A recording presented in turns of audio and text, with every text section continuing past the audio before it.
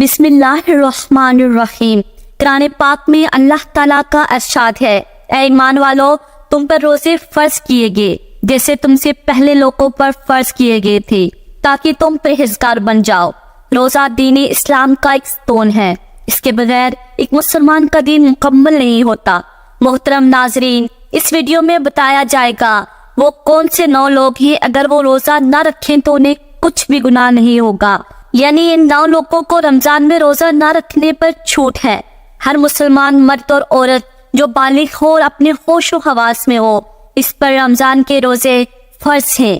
یعنی کہ اس کے لیے پورے مہینے کے روزے رکھنا ضروری ہے۔ اگر وہ ان کی فرضیت کا انکار کرتا ہے تو وہ کافر ہے اور بلا وجہ روزہ چھوڑنا گناہ بھی ہے۔ لیکن کیا آپ جانتے ہیں کہ 9 لوگ ایسے بھی ہیں جنہیں رمضان کے مہینے میں روزہ نہ رکھنے کی چھوٹ ہے،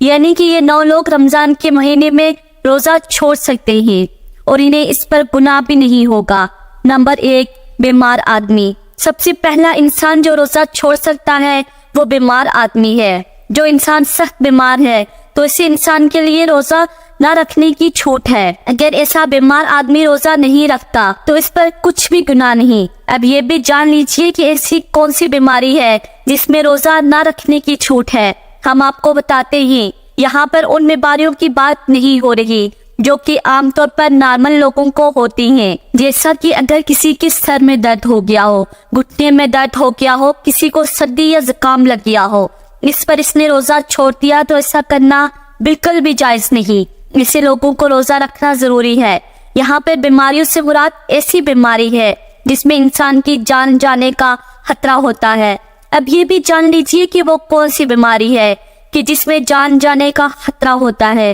تو اس بات کا ایسے پتہ چلتا ہے کہ اگر کوئی ماہر ڈاکٹر آپ کو یہ کہہ دے کہ اگر آپ بھوکے پیاسے رہے، یعنی روزہ رکھا تو روزہ رکھنے سے آپ کی جان جانے کا خطرہ ہو سکتا ہے، یا پھر ڈاکٹر آپ سے یہ کہہ دے کہ اگر آپ نے روزہ رکھا تو آپ کی بیماری ٹھیک نہیں ہوگی یا آپ کی بیماری اور بڑھ جائے گی، تو ایسی صورت میں رمضان کے مہینے میں روزہ چھوڑنا جائز ہے، لیکن چھوٹی موٹی بیماریوں میں روزہ چھوڑنا جائز نہیں۔ اب یہاں پر اگر کسی نے اپنی بیماری کی وجہ سے روزے چھوڑ دیے ہیں تو وہ یاد رکھے کہ اسے روزوں کو بعد میں رکھنا پڑے گا، یعنی جب اس کی بیماری دور ہو جائے گی،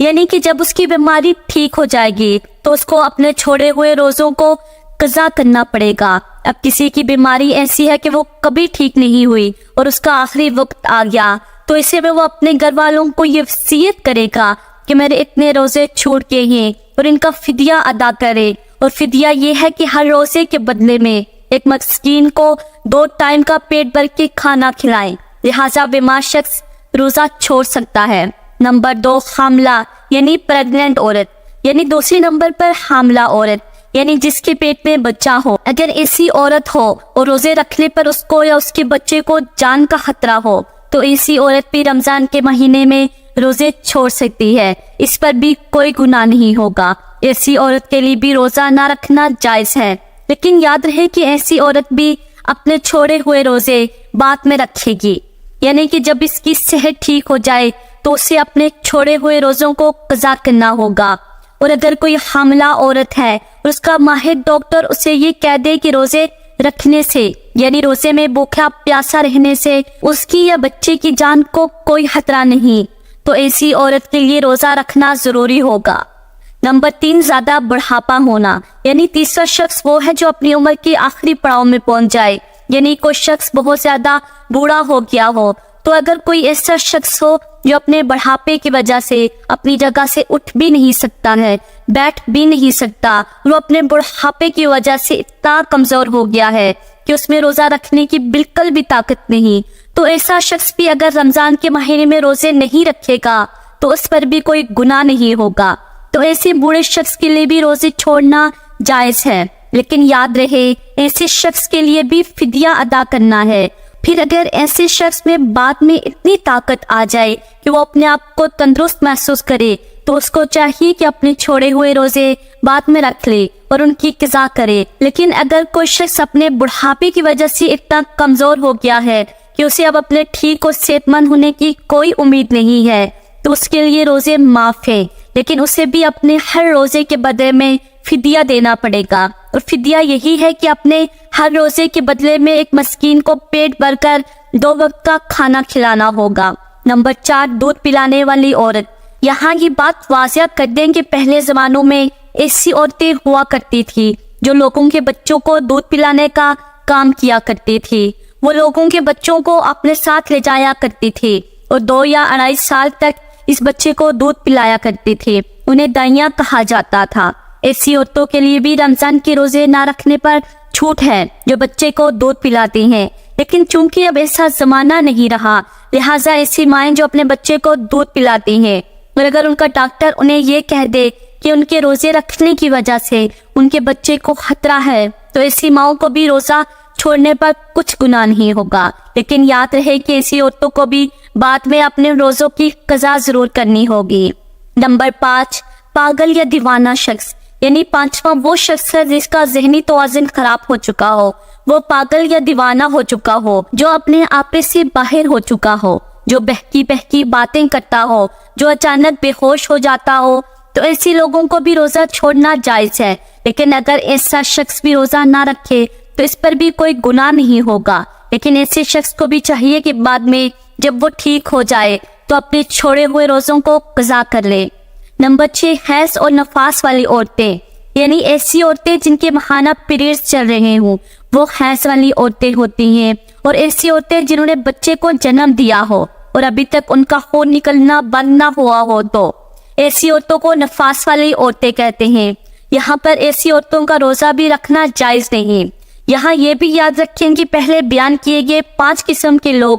اگر روزہ رکھ لیتے ہیں تو ان کا روزہ قبول ہو جاتا ہے، لیکن حیض و نفاس والی خواتین اپنی اس حالت میں روزہ نہیں رکھ سکتی۔ اگر وہ رکھیں گی تو ان کا روزہ قبول نہیں ہوگا، ان پر سخت گناہ ہوگا۔ ایسی عورت جب بعد میں پاک صاف ہو جائے تو اس کے لیے ضروری ہے کہ اپنے چھوڑے ہوئے روزوں کی گنتی پوری کر لے۔ نمبر 7، سفر پر ہونا، یعنی مسافر ہونا۔ تو ایسے انسان جو حالت سفر میں ہے تو اس کے لیے بھی روزہ نہ رکھنے کی چھوٹ ہے، روزہ نہ رکھے، اور روزہ نہ رکھنے پر اس کے لیے بھی کچھ گناہ نہیں ہوگا۔ لیکن یہ بات بھی جان لیجئے، اس سلسلے میں سفر کیسا ہو تو ہم آپ کو بتا دیں، جو سفر 80 کلومیٹر سے زیادہ ہو، وہ کم سے کم 15 دن کے سفر کی نیت کر کے گھر سے نکلا ہو، تو ایسے مسافر شخص کے لیے روزہ نہ رکھنے پر چھوٹ ہے، لیکن جب اس کا سفر ختم ہو جائے پھر اس کے لیے روزہ رکھنا ضروری ہو جاتا ہے۔ اب یہاں پر یہ بات بھی قابل ذکر ہے کہ اگر کوئی شخص سفر کی حالت میں ہے، وہ یہ کہے کہ وہ روزہ ضرور رکھے گا کیونکہ اس کا سفر آرام دہ ہے، تو ایسا مسافر سفر کی حالت میں بھی روزہ رکھ سکتا ہے اور اس کا روزہ بھی ہو جائے گا۔ بس اگر سفر آسان ہے تو روزہ رکھ سکتا ہے، لیکن اگر روزہ نہ بھی رکھے تو اس پر گناہ نہیں۔ نمبر 8، ایسا شخص جس کی جان جانے کا خطرہ ہو، یعنی اگر کوئی شخص تلوار لے کر کسی کے پاس آ جائے اور کہنے لگے اگر تم روزہ رکھو گی تو میں تمہاری گردن اڑا دوں گا، یعنی تمہیں مار دوں گا، اور اسے اپنی جان جانے کا خطرہ ہو، ایسے شخص کے لیے بھی روزہ نہ رکھنے پر چھوٹ ہے۔ لیکن یاد رہے کہ ایسے شخص کے لیے جب وہ ایسی صورتحال سے باہر نکل جائے تو اس کی جان کو کوئی خطرہ نہ ہو تو بعد میں اس پر اپنے چھوڑے ہوئے روزوں کی قضا لازم ہو جائے گی اور اسے بعد میں وہ اپنے چھوڑے ہوئے روزے رکھنے پڑیں گے۔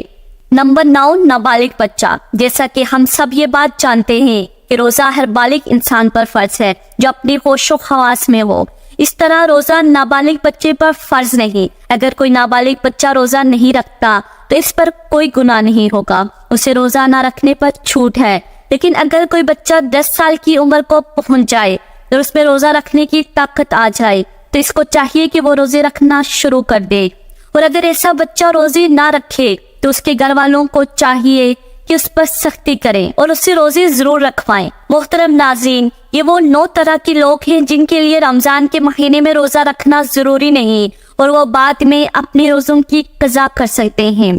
جبکہ ان کے علاوہ باقی تمام لوگوں پر رمضان کے روزے رکھنا فرض ہے۔ اللہ سبحانہ تعالیٰ سے دعا ہے کہ تمام مسلمانوں کو اپنے ماہ مبارکہ کے روزے خوش و خضوع سے رکھنے کی طاقت اور توفیق عطا فرمائے، آمین یا رب العالمین۔ محترم ناظرین، درخواست ہے کہ اگر میری آج کی یہ معلوماتی ویڈیو آپ کو پسند آ جائے تو برائے کرم اس ویڈیو کو لائک اور شیئر کر دیجیے گا، اور میرے اسلامی اور اصلاحی چینل کو سبسکرائب کر لیجئے گا۔ اللہ ہم سب کا حامی و ناصر ہو۔